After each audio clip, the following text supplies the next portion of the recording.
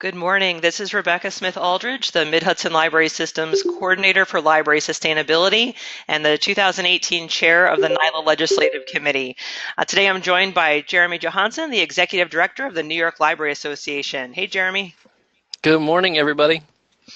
So today our goal is to make sure everyone feels comfortable and confident about speaking up on behalf of library aid and library legislative issues as we move into the high season for advocating for libraries at the state level here in 2018.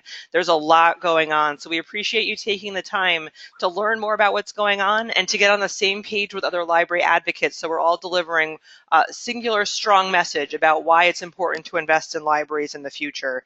As you guys know, the governor has rolled back the legislative ads we financially received last year, which puts us in an unfortunate position and pretty much an uphill battle to get the word out and to help us see the gains we need to receive in terms of the finances that libraries need to move forward.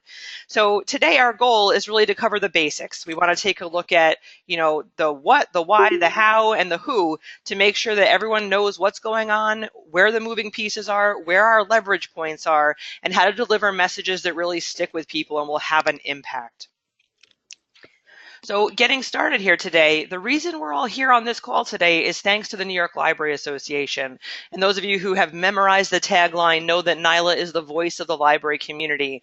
But the library community needs to amplify that voice. And our voice is stronger when we speak together. So when we do things like go to Albany together on February 28th, and we deliver the same message over and over again, that libraries are education, that libraries are for everyone, that's when we start to have a measurable impact on how legislators understand why their constituents need state legislators to invest in libraries. So again, thank you for joining us, and we hope to make your life a little easier today. So those of you know that advocacy season runs from January to June intensely, and Advocacy Day is just one day out of those 6 months. So why are we just doing an Advocacy Day briefing? The truth is we've hooked you in here and we're lying to you. We're actually going to talk to you about the whole span of advocacy activities that needs to be going on. So by the time we get to Library Advocacy Day in just 2 short weeks, we really have made an impression on people before we've even arrived, because that's how we do things here in New York. So Jeremy, why don't you lay it out for us? Explain to everyone the timeline we're dealing with and where the really critical moments are in this schedule. Absolutely. And as Rebecca pointed out, the New York State Legislature gathers each year for a session that runs from January to June, roughly. And the budgetary process, while it truthfully never ends, there's always some conversation happening, but the process begins in earnest in January.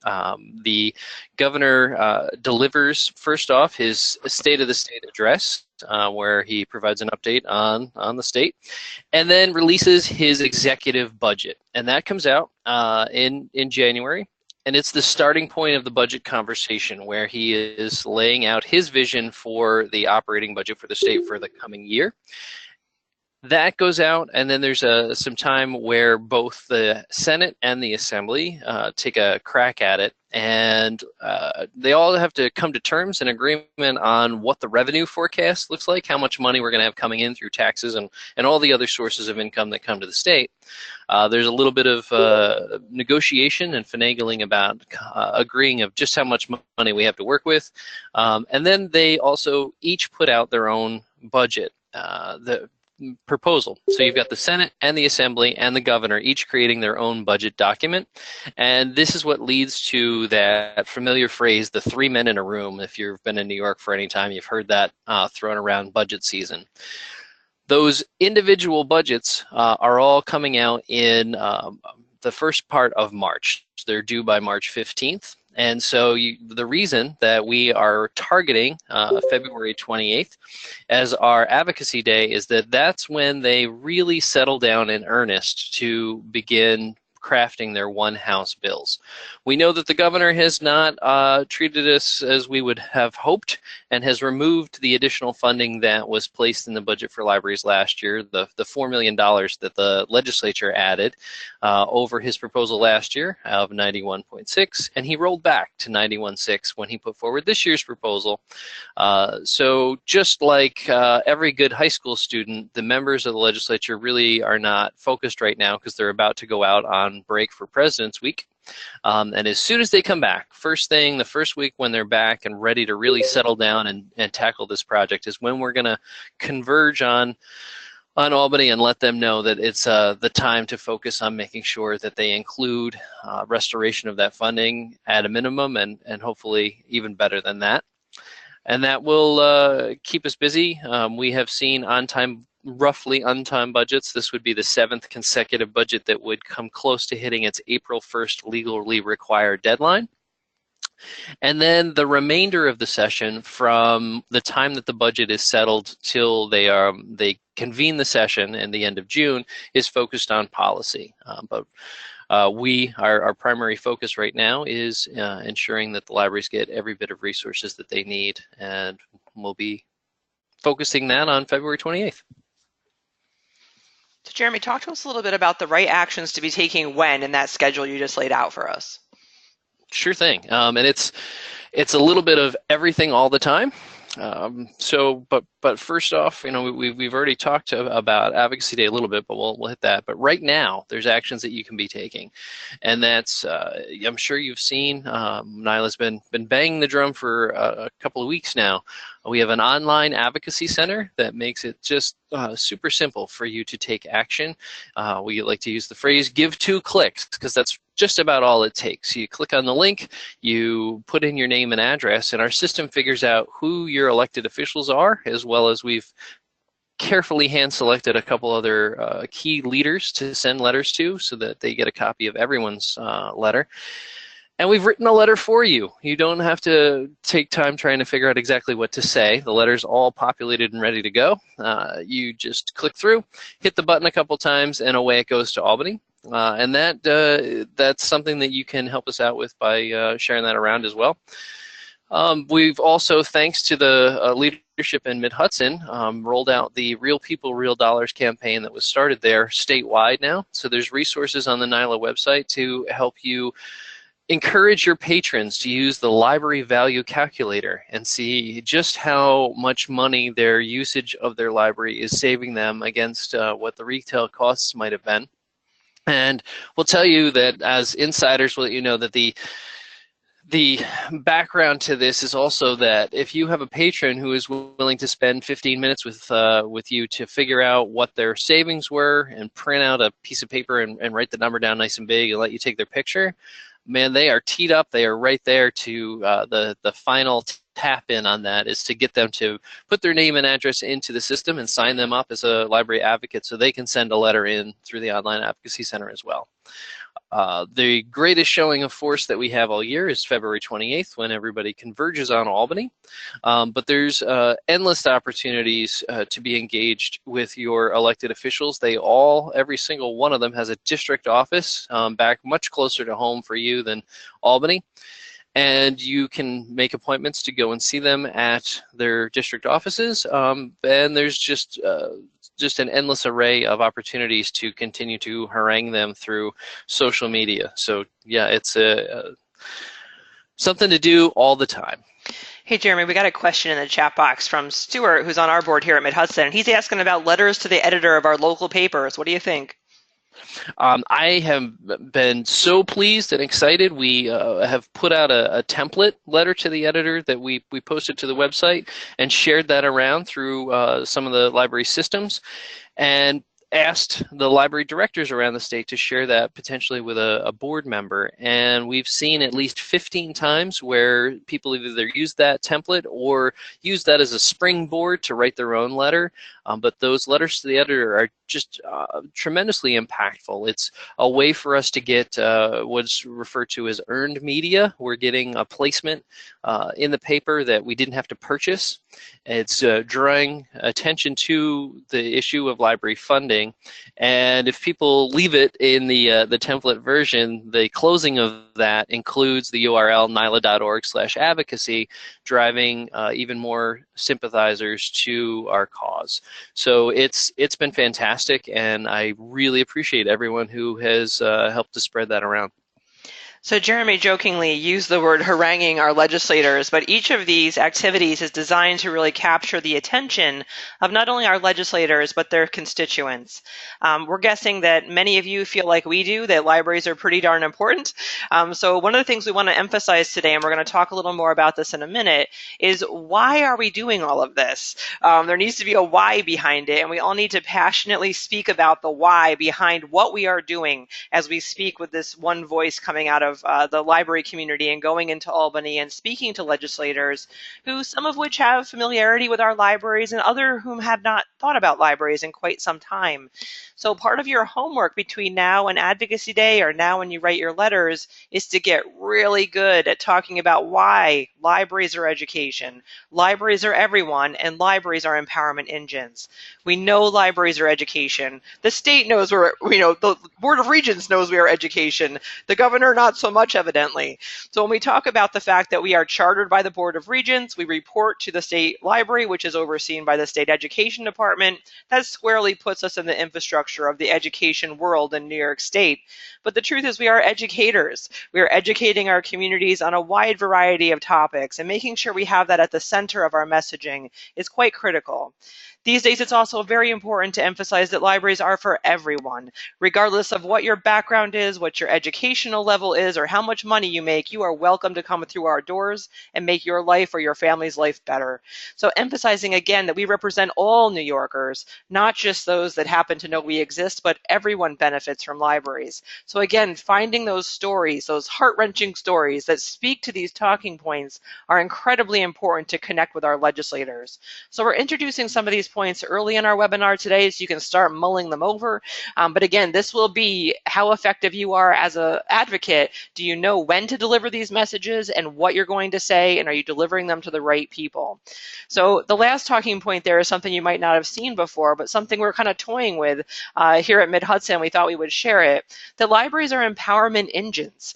Everything we do is generating empowerment for those that we serve, allowing families to go further with their children's education, or helping people seeking jobs go further in those searches. So if you really think about libraries as that platform to help boost people up and do great things on their own behalf and on behalf of their family and neighborhoods, this is something that I think if we get better at talking about could really inspire people to invest more in libraries, both locally and at the state level. So just some food for thought as you start crunching on all of the issues that we're talking about here today. So when we talk about state aid for libraries, it's a monster bucket of stuff. A lot of people just think there's money that comes to libraries and systems, but the truth is there's a lot of what they call categorical aid that's impacted by state aid for libraries. So as you look at this kind of what might seem like a very long list of items that go where the state aid goes to, I bet you'll see a thing here and there that might really hit home and close to home for not only you or people that you serve in your communities.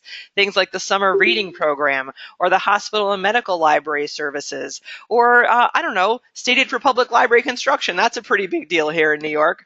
So we just wanted to put this list in front of you to make sure it's clear that this cut from the governor impacts all types of libraries and all types of library systems. So when you get to Albany, you're not just going to be seeing your peers from your system. You're going to be seeing libraries of all shapes and sizes and all types throughout New York banding together to deliver this message. And we welcome all types of libraries at our visits because we're delivering a message that libraries are, again, education for everyone and empowerment engines.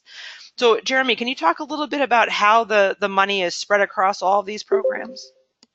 Well, absolutely, and it's interesting that this list that does seem very long is not even all-inclusive. There's more categorical aid portions of the state library aid formula than are listed here.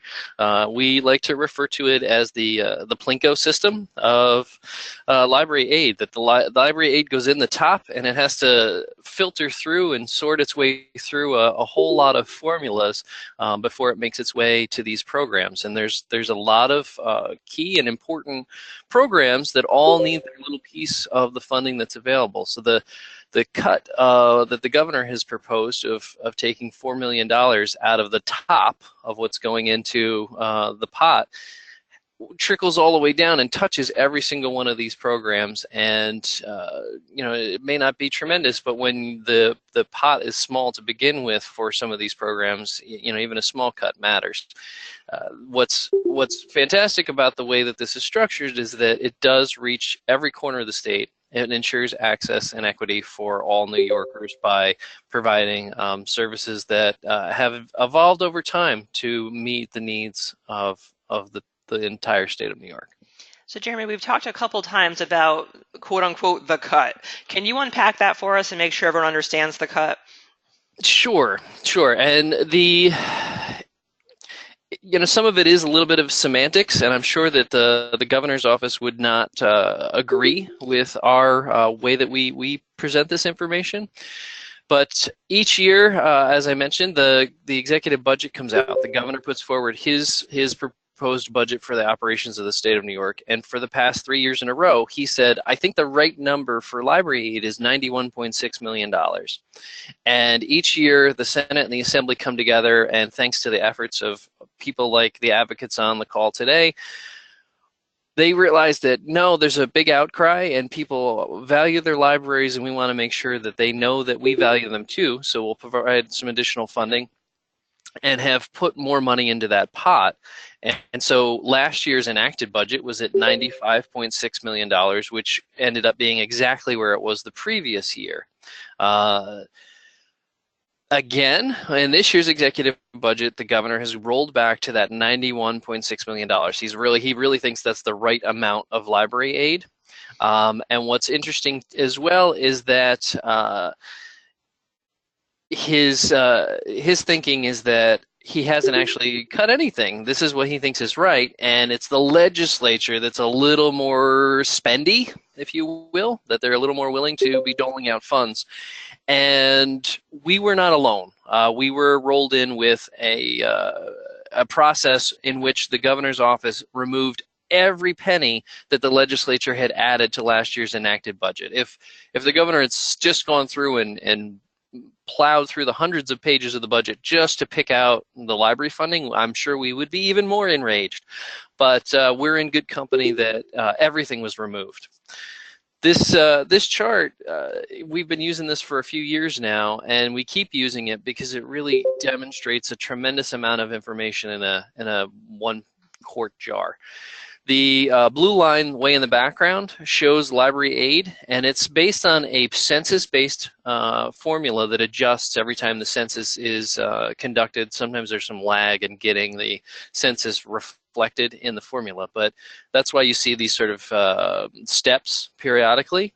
We are already starting to have conversations about the 2020 census and what that might mean, because the pundits that I've heard are suggesting that we'll see a decline in population in New York State, which would result in a reduction in what that number is, that 102.6 at the end of the blue line there.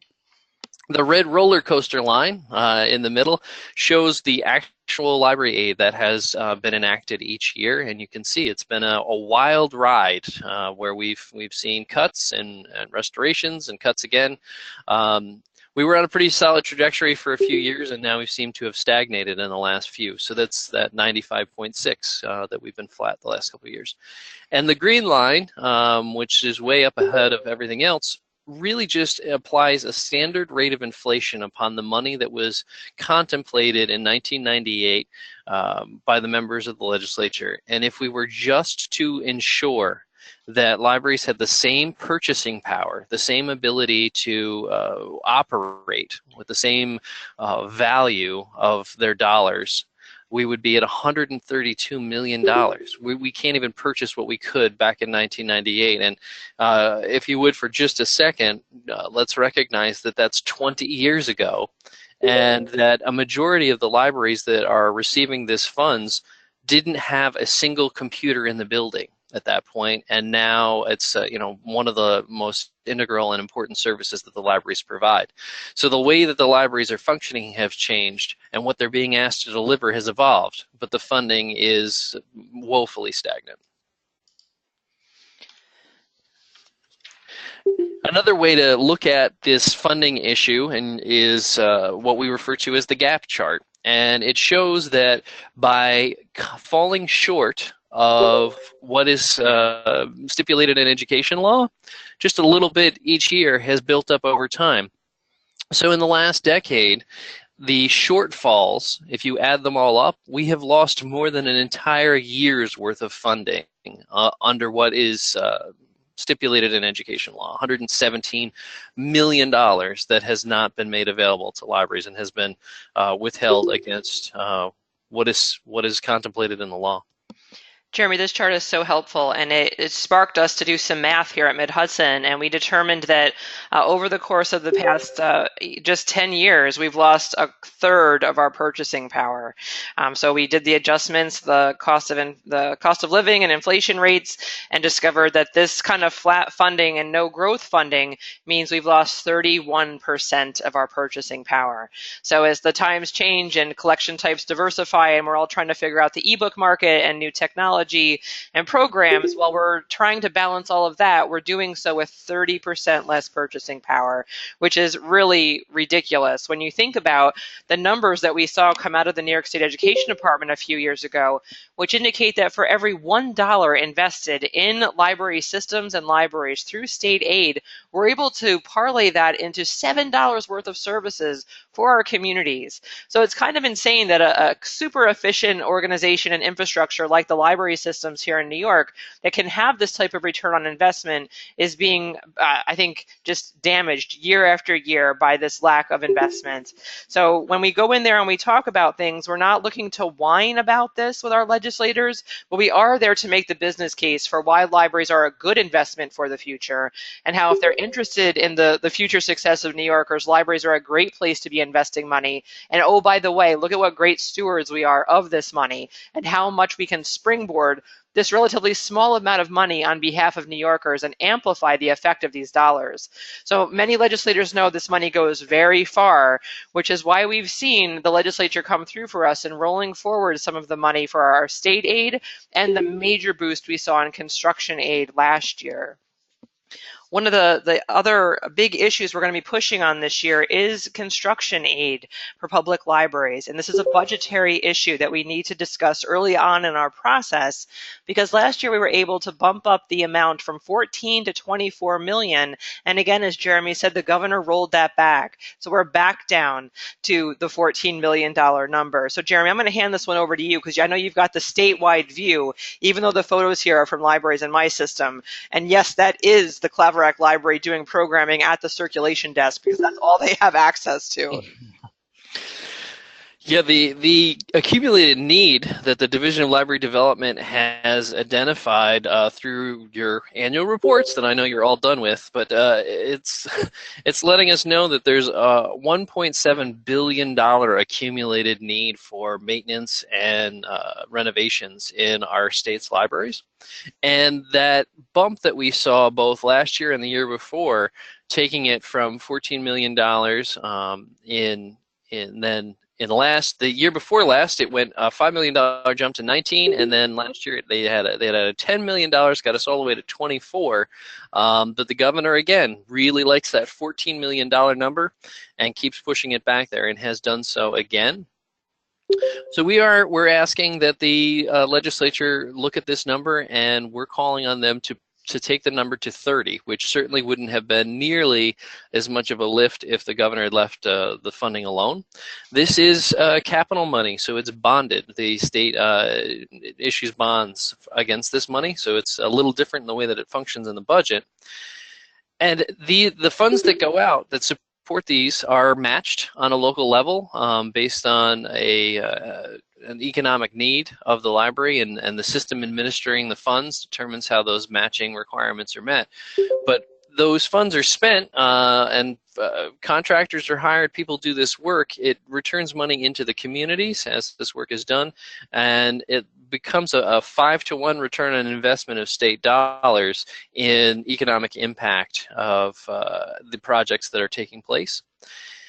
And it's certainly the deferred maintenance. I think you're all familiar with this, right? Because unless you are fortunate enough to be in one of the beautiful new libraries that have been constructed, you have a lot of stuff that's built up over time when you've been trying to operate your libraries on very thin margins.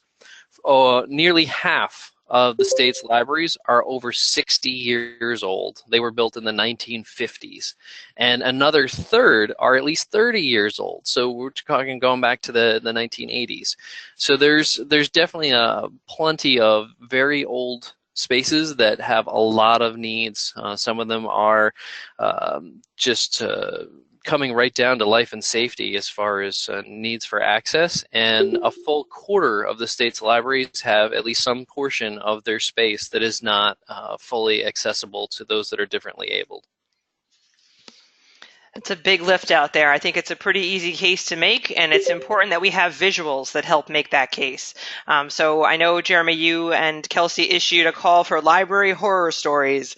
So if you've got a great photo of your library that demonstrates how it might not be accessible to people who are differently abled, or how it's overcrowded when you try to do programming, or just, crazy things like the picture on the right in Woodstock where there's this massive crack in the wall.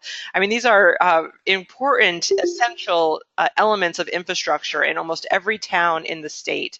So our ability to maintain these buildings and grow them to meet the needs of New Yorkers can't be understated. So go for the heartstrings when you're taking those photos. So just to summarize our budget goals here, we're looking for $100 million for equitable library funding. I think Jeremy made a great case for that. And of course, as always, our fallback position is, absent that, let's start matching the increases they're proposing for education aid, which this year is a 3% increase. Our overall goal is to get onto the same pattern that we see increases to school aid going for libraries. There's no reason to treat libraries different than schools in today's day and age. And again, the number for the state aid for public library construction, luckily the library community got their act together this year, and we're all using the same number. We're all asking for an additional 30, we want the total to be $30 million for library construction. So when we talk about these ads, basically from the executive budget and what we hope to see in the final budget, there's only so much money to go around. So Jeremy, give us the inside track on where that money might come from. Yeah, the executive budget proposes a New York State budget of roughly $167 billion, and that is a big number. That's a bigger number than I really can conceive of, and so it's very easy to slip into the mindset of, well, good golly, why can't we find $4 million? That's a pocket change in a number that big. The issue is that, just like your home budget or your library's budget, the state budget operates with a finite amount of money available, and it has all these things that it has to do. So just like your home budget, it has to pay its mortgage and its utilities and all these fixed costs. And so when you get down into the pieces of the budget, library aid is included in the what's referred to as the education table. It's the education portion of the budget where things are fought out, and there is a paltry $60 million available overall for that. And then we ended up getting a $4 million piece of that last year, which is pretty impressive when you think about the size and power of the overall education lobby. The piece of library aid, even if we were fully funded, even if we were at $100 million, would still be less than 0.1% of that overall state budget. It's a very teeny tiny piece of the pie, but there's a lot of people vying for it. Thanks for that perspective, Jeremy. I think when we start talking in millions of dollars, a lot of us can't really comprehend that. We just know our own local budget. So it's very helpful to understand that context as we begin speaking with legislators in earnest about this. And again, when we think about who are we talking to as library advocates, we have double duty we have to do right now. We have to help those we serve understand the damage that can be done by the governor's proposal, as well as make the case to elected officials. So just as we think through this, keep in mind that most people, including some people in your own organization, like trustees and friends and even staff, don't necessarily understand how libraries are funded and what a big impact the flat funding proposed by the governor could have on the library infrastructure of New York.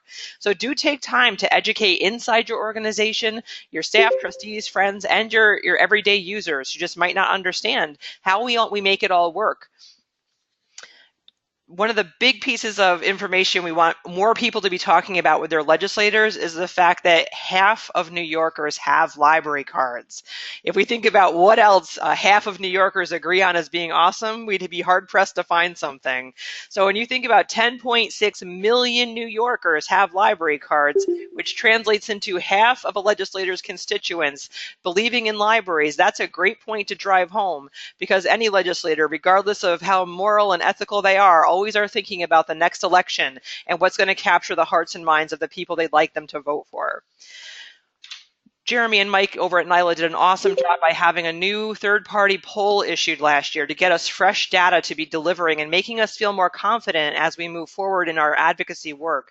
Some of the numbers we pulled out for you today is that 90% of those polls they favor increased state library funding. So a great way to make us feel more confident. Nobody likes asking for money, but it's important to understand you're not asking for yourself or just your library. You're asking for the people of New York, and the people want us out there helping to find this money on their behalf. Another great piece of data from that were that 92% of respondents indicate that public library services are an important part of their local education infrastructure. That means we are absolutely on the money when we say libraries are education. That's just not us bringing up the rear. That's how we are perceived by New Yorkers. Another piece of data that we always like to float out to legislators is that when taxpayers are actually given a choice to have a direct say on where their tax dollars go, 92% of the time in New York on local ballot initiatives, they vote yes to tax themselves more for library services. That is no small feat if we think about the climate we live in today, that people are conscientiously choosing to invest their hard-earned dollars in libraries is something that legislators and the governor would do well to follow suit in. So don't be shy about sharing those kinds of numbers with the people who are able to influence the outcome of the state budget. Now, Jeremy, I don't know about you, but I've been on the legislative committee for about 8 years, and it took me quite a while to figure out who is who and why I should care about some legislators who aren't serving my region. So can you give us a quick primer on who's who at the state level? Sure thing. The top level, of course, is Governor Cuomo, and I am not going to shock anyone in saying that we're all watching and anticipating that our fine governor has aspirations to run for president, so that will make our lives interesting in 2020.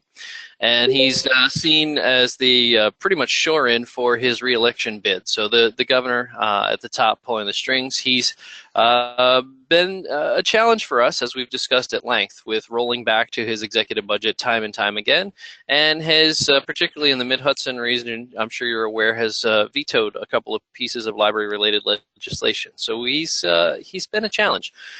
The government in the state is broken into the Senate and the Assembly, as well as the executive branch.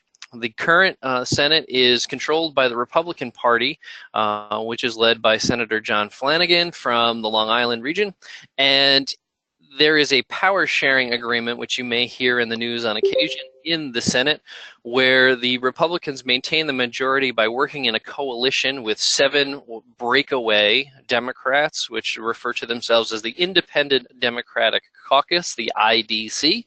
And the IDC are folks that were elected from their regions as Democrats, choose to band together in a group of 7 and then work together with the Republicans, which keeps the Republicans in charge of that chamber. This may seem like something that, maybe we don't like that, but at the end of the day, it has been the Republican majority in the Senate that has been the driving force for aid additions in library aid over the past several years. So we're grateful for their support, and it will be interesting for us to see how things shake out following this fall's elections. In the Senate, there is a select committee on libraries, I won't get you into the details, but there's a committee on libraries. It's currently chaired by Patty Ritchie, who is from the Watertown area, out near Lake Ontario, and she's picked up the mantle from Senator Hugh Farley, who chaired that committee for 4 decades. In the Assembly, we have this other balance where the Democrats are in control strongly. And Carl Heastie from the Metro represents the Democrats collectively, serving as the Speaker of the House. And Speaker of the Assembly, there is a standing committee in the Assembly Committee on Libraries and Technology.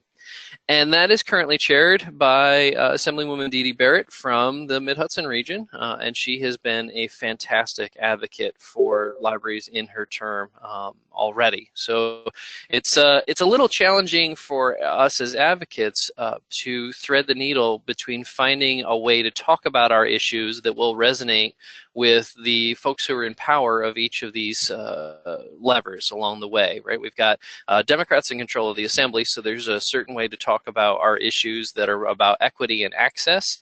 And then when we're talking to our representatives in the Senate, if they're Republicans, we're talking to them about job creation and how libraries serve as business incubators and return on investment and a lot more of the economic impact of libraries, and then have to wrap all that together in a way that we can get it past the governor.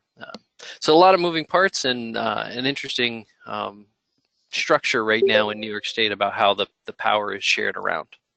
So you may see your systems may put meetings with John Flanagan, Patty Ritchie, Carl Heastie, and Dee Dee Barrett on your local schedule. So don't be afraid to go to those if your schedule allows for it on Advocacy Day.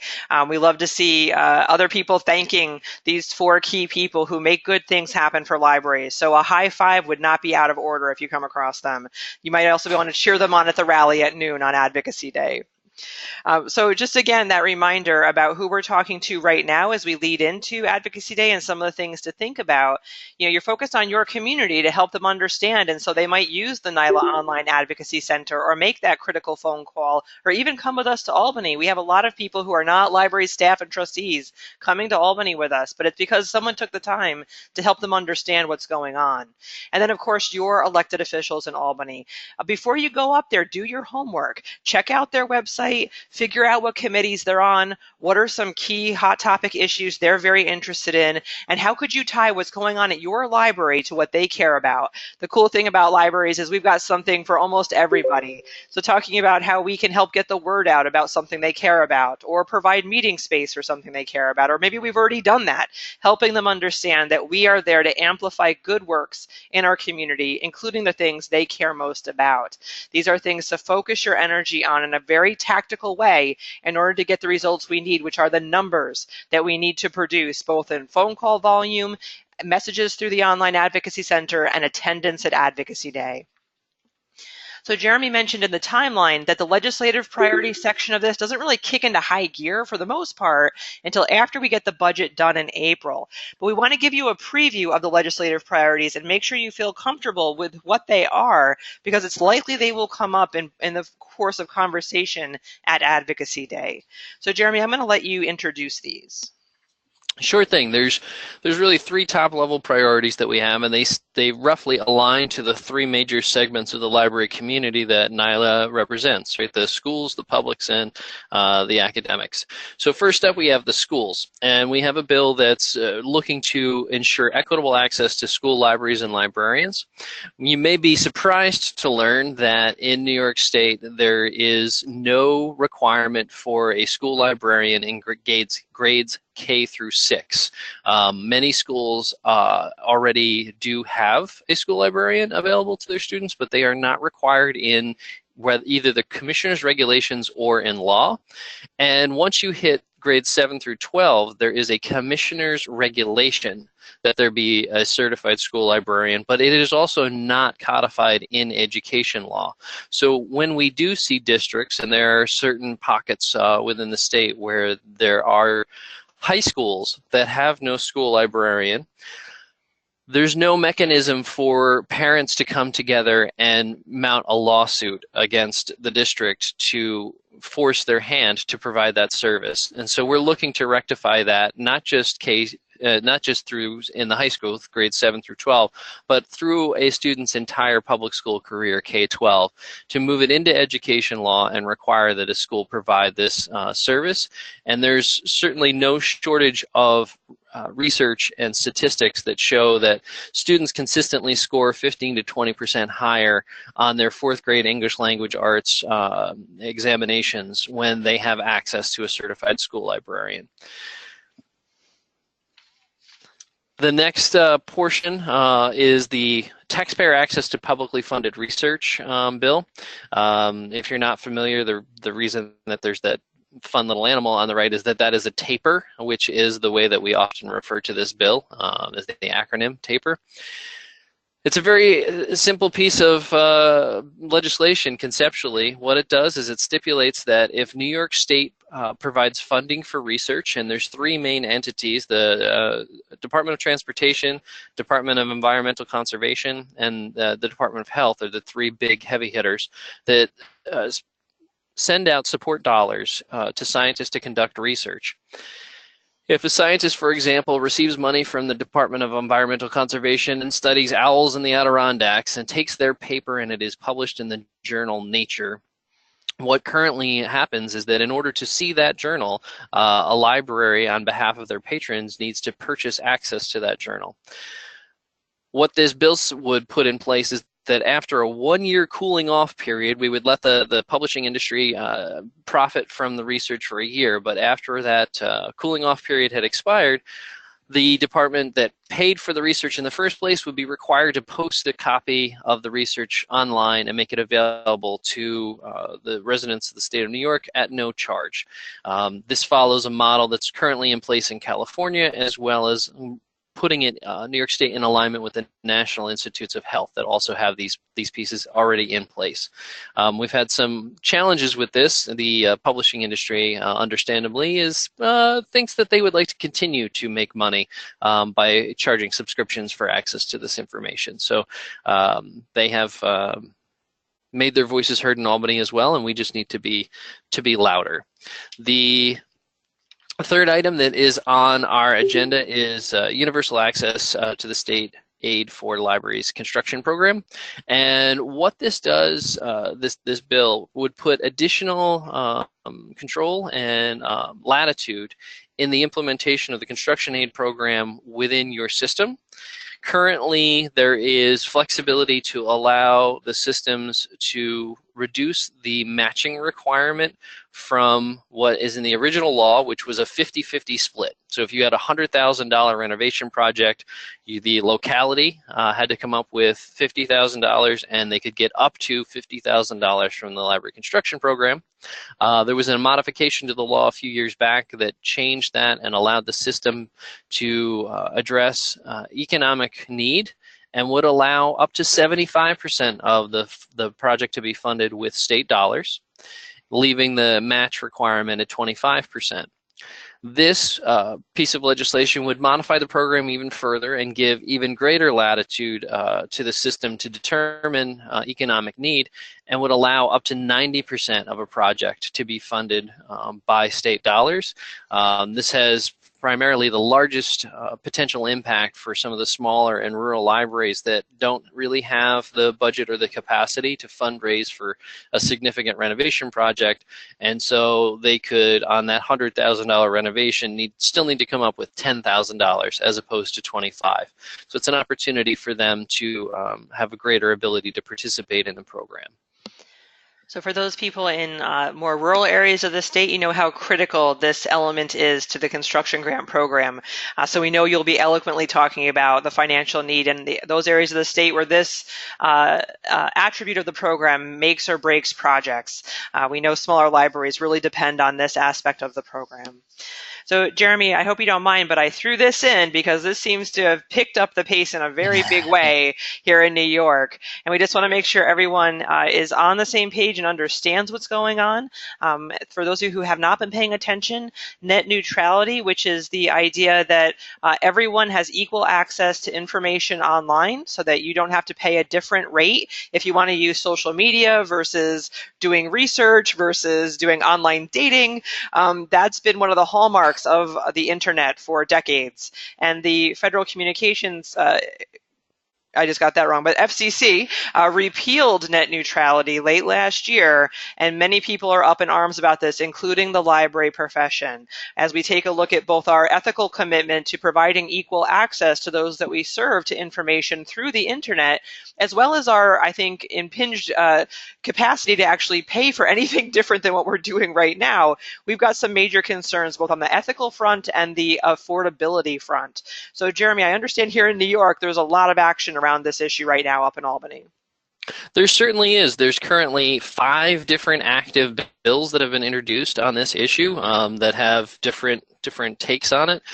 There's the one that we're most in support of is one that was introduced by Assemblywoman Pat Fahey. And what the state, New York, as well as a few other states, California and Montana come to mind right away, we're trying to do is force the hand of the industry to continue to operate under the concepts and ideals of net neutrality, even though the FCC has dropped the requirement. And what these bills stipulate is that if you're going to do business with any municipality or any entity that is using state dollars, that as an internet service provider, you are required to continue to have open and free flowing services that are not throttled. So it's been a good thing.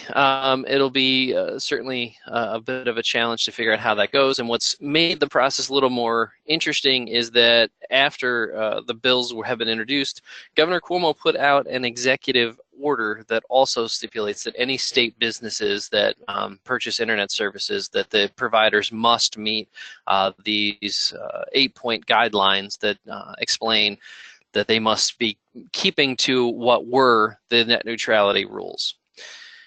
And as you make your way to Albany, we will be having information about this in the packet. It's not on NYLA's formal legislative agenda, but we are anticipating that this will come up.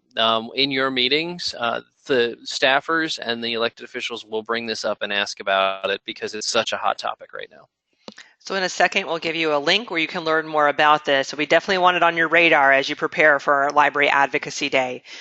So just to transition here, we just want to, to let you know we have faith in you because we've seen the library community come through over and over again and stepping up, getting the word out and making the case for why libraries are a good investment for state aid. But it really takes all of us pulling together on these issues to really make an impact to help other people understand what's going on in the world and how it might affect them if people are apathetic. So definitely get out there and be talking up these issues, help people connect with the advocacy tools we're about to review, and we know we can count on you for this kind of work. So we want to wrap up today with just reviewing where you can get more help.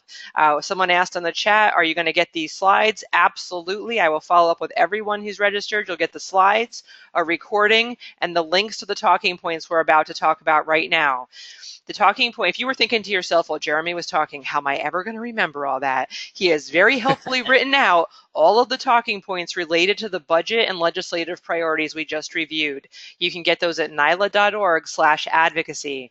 If your ears were pricking up as I was talking about return on investment and how libraries help communities thrive, the good folks over at the New York Library Association Sustainability Initiative have put together what I call the why behind the what talking point list. So while Jeremy's got the technical information about the asks in the budget and the data that backs that up, the Sustainability Initiative has a supplementary talking point list that can help you add some richness and local color to those talking points that bring it all home for people that need that kind of illustration. And then on the very hot topic of net neutrality, the American Library Association is the place to go to get the basics and understand the implications. So that's ala.org/advocacy/telecom/net neutrality. And again, we'll send you all those links in an email so you can just click on them and go. So we talked a bit about the talking points. We've suggested that you take a look at your legislator's website, and we want to highly encourage you to gather local statistics and stories. The stories are what bring it home for people. We're good storytellers. We have a lot of exposure to stories. And so when you're telling a story about how what you have done has made a difference in the life of someone that you serve, those are the kinds of things that people remember. So have an anecdote or two in mind to share. In particular, think about your system and how your system has helped your library provide better better service to your community, because the bulk of the dollars actually come to this system. So when you think about your taxpayers stepping up to make sure local operations go well, what would it cost you to deliver the same kind of service if the system infrastructure wasn't there? Trust me, it's a scary dollar figure. Talk about the summer reading program. That's something that everyone loves to hear about, because most people really love kids. So when you talk about how you help kids prevent the summer slide in their reading ability thanks to the work you do with the summer reading program, that's very hard to argue with in terms of why libraries matter. So again, think through those local statistics and stories to help drive home the big points that Jeremy has outlined for us here today. So of course, where you're going to do this, we've talked a variety of ways you can do this, but hitting all three is obviously best. If you can get FaceTime with your legislators, either by inviting them to your library, going to their district office, and coming to Advocacy Day in Albany with us, that's the ultimate in terms of having an impact. Calling is the next best thing. We're going to talk a little more about calling in a minute, so I'll move on here. But online is your other opportunity, and Jeremy has made it as easy as pie to actually use an online advocacy center that, as he says, just takes 2 clicks to get the word out. We want to spend a little time unpacking Advocacy Day itself for you. You've obviously got the date down. It's Wednesday, February 28th. Lots of systems are organizing rides to Albany, so you may not have to drive yourself. We will give you a high sign that parking is a pain in the tuchus when you get up there. So if someone is bringing a bus, you might want to spend the $5 or $10 to get on that bus and save yourself the headache of the drive and parking. For those of you here on the call today from Mid-Hudson, don't worry, we're not letting Kirsten drive this year. So Advocacy Day tips, these are hard-won tips. Jeremy and I are going to help you have a better day by collating this list for you. You're going to do a lot of walking. You have to go through an airport-like security checkpoint, so leave your pen knives at home, and maybe take your advocacy bling off when you go through the security line. So if you've got cool pins that say you vote and you love libraries, that kind of stuff, you're going to have to take all of that off. So you might not want to put it on until after you get through the security line. At base camp, and Jeremy explained to us what base camp is in LOB 120. Sure. So once you make your way through the security checkpoint, you'll head off to the left, which is the Legislative Office building. You'll see some NYLA stuff set up to greet you there, and you just kind of make your way through the building and kind of keep going straight, but eventually you'll come to a ramp, and at the top of the ramp is Legislative Office Building 120, and that space is provided as a base of operations, and because you can go up 8 floors from where we are, we call it the base camp. And it's a place where you can drop off your coat. It becomes a massive pile of coats in there. But it's also a spot where you can get acclimated. It's a place where people can serve as a gathering point and meet up with your group if you're headed off to meetings. And it's the place where we'll distribute all the materials. So we try to make it super easy. So there'll be folders and materials available for all your meetings with beautiful color handouts with all the talking points in them, and charts and graphs and everything you need to help you push forward your conversation. And that's the place to check in and start your day. Cool. So the rally, don't be shy, speak up. So when you're in your meetings, we're there to make an impression. So you let the person who's leading your meeting know you'd like to say something, and they'll make room for you as the meeting progresses.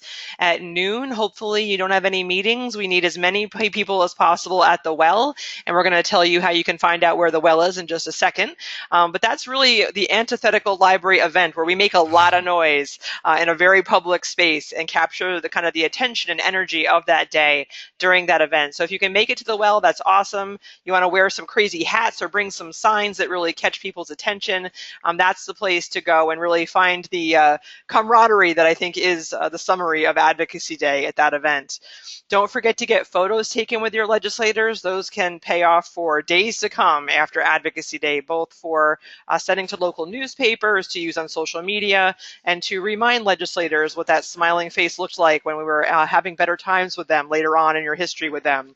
And while you're at it, invite your legislator to your library. They always appreciate the formal invitation, that they are welcome to come to your library, whether it be for a tour or to help out with a story time, whatever it might be. Make sure they feel welcome to come to your library after the day.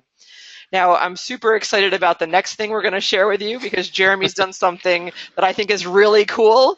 He's actually put together a video that gives you the actual experience from when you step off the bus in Albany, walking through the concourse, going through security, finding the legislative office building, figuring out where you're going to find lunch during the day. He's done it all in a really cool 6.5-minute video that we're going to attach to the email that we send you with all the other goodies today. So if you've never been to Albany, I have to say this is super helpful to know what to expect when you get there that day because it can be a little overwhelming. So do find time in your schedule to watch that if you can.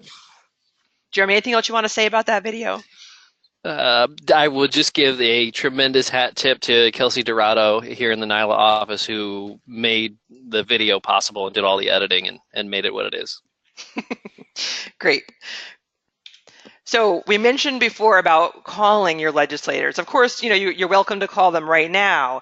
But what we really wanted to ask you is that if you cannot make it to Advocacy Day in Albany, could you please find time that day to call the Albany office of your legislator? There's nothing better than for us that are there leading the charge when we're up in Albany to have the staff be kind of excited that we're there because they've been getting phone calls all day from people who love libraries. So if you can't go or some other library supporters in your community can't make it, have them make a phone call on Advocacy Day to the Albany office. Again, it just helps amplify the message, adds to the numbers that they see coming through the door on the topic of libraries, and it also just is funny to have the phone ringing off the hook while we're there with calls from library supporters. So Jeremy, you want to talk a little bit about this and how easy it is one more time? Sure thing. So if you head to nyla.org/advocacy, there'll be a little graphic of a letter, and you can just click on that. It takes you right through to whatever the current letter is, and this is a screenshot of what the active letter is right now. We tweak the letters as we move through the budget negotiation process, but you click that Take Action Now button. There's a form, a simple form that you're all too familiar with if you've done anything online. Plug in your name, address, and zip code, and the system will figure out who your senator is, who your assembly member is. You don't really have to know for sure, that it knows, and it will look up their email address on your behalf, hand you a pre-drafted letter, which, by the way, you can edit if you would like to be a little more aggressive than we might have been in our letter, or even better, if you want to add specific details about your library and how that impacts your life. It'll make the letter stand out. The staff members do realize that this is a form letter pretty quickly as they get the same letter again and again. So the tweaks that you make to the letter are bonus advocacy points. And feel free to grab that link when you get to this letter and share it, right? Because the more people we can get to take action, the better, and pass that around through your social media channels. Social media has become so critical in this effort over the past few years. So we want to make sure everyone's using the same hashtag, which is NYLA for Library Advocacy Day 18. So tag all your pictures for the day, tag when you're pushing out calls to action to get more people to come to the online advocacy center. It really helps Jeremy and the staff to see what's working and where we're capturing the most attention.